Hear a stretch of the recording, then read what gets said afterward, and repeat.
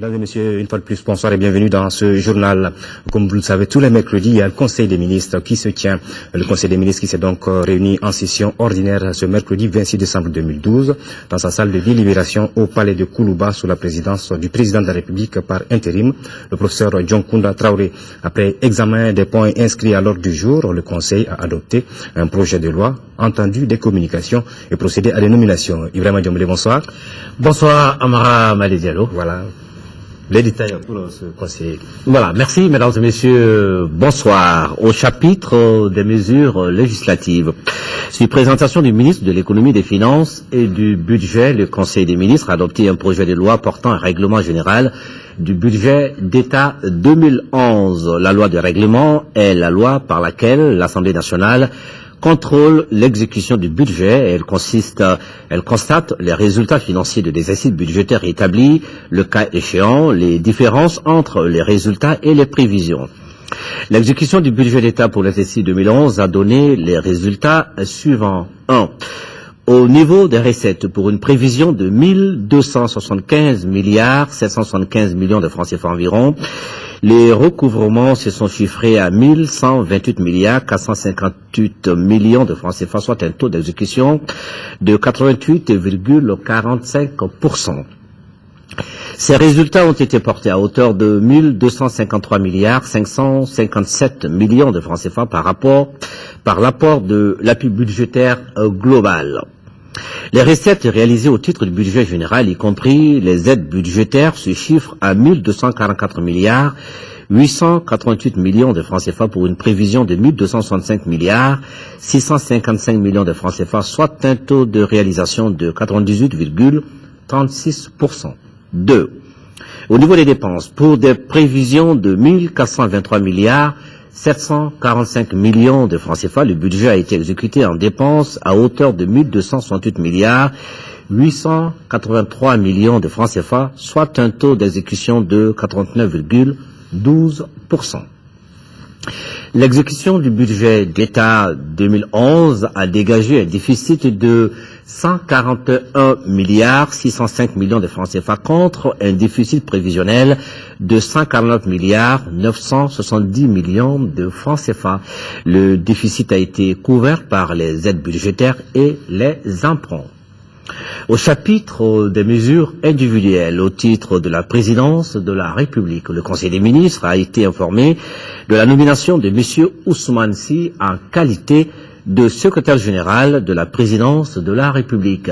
Le Conseil des ministres a procédé aux nominations suivantes. Au titre de la primature, contrôleur des services publics, M. Mama Djenepo, administrateur civil. Au titre du ministère de la Défense et des anciens combattants, haut fonctionnaire de défense auprès du ministère de l'Enseignement supérieur et de la Recherche scientifique, colonel-major Issa Ould Issa.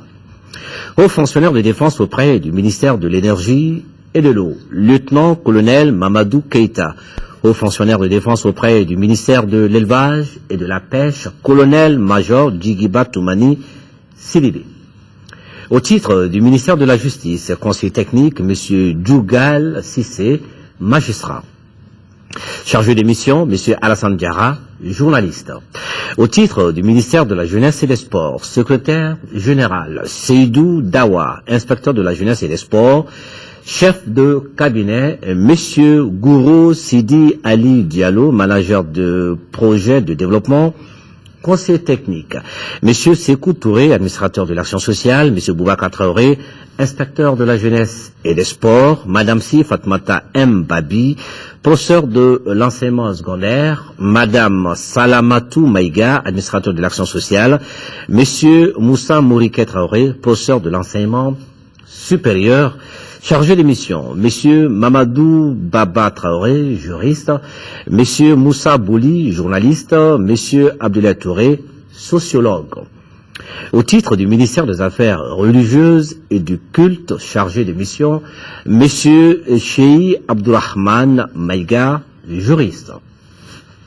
Au chapitre des communications, au titre du ministère de Mali de l'Extérieur et de l'intégration africaine, le Conseil des ministres a examiné une communication relative à l'état de la mise en œuvre du processus du mécanisme africain d'évaluation par les pairs MAEP au Mali, suite à la réunion du comité de coordination du 20 décembre 2012. Le mécanisme africain d'évaluation par les pairs MAEP est un mécanisme d'évaluation auquel les États membres de l'Union africaine adhèrent volontairement. Le mandat du MAEP consiste à s'assurer que les politiques et pratiques dans les États parties sont conformes aux normes et valeurs convenues dans les domaines de la gouvernance politique, de la gouvernance économique et de la gouvernance des entreprises, ainsi qu'en matière de développement socio-économique. L'évaluation à partir de ces 4 thèmes consiste à identifier, en tenant compte du contexte historique, social et culturel, les forces et faiblesses, les atouts et défis des États évalués et à les encourager à aller vers la voie du progrès en apportant les corrections nécessaires. À la suite de l'auto-évaluation et de l'évaluation externe du Mali menée par une équipe d'experts africains, la Commission nationale de gouvernance du MAEP mise en place pour le suivi et l'évaluation du plan d'action 2010-2014 a élaboré son premier rapport qui n'a pas encore été examiné par le chef d'État du MAEP.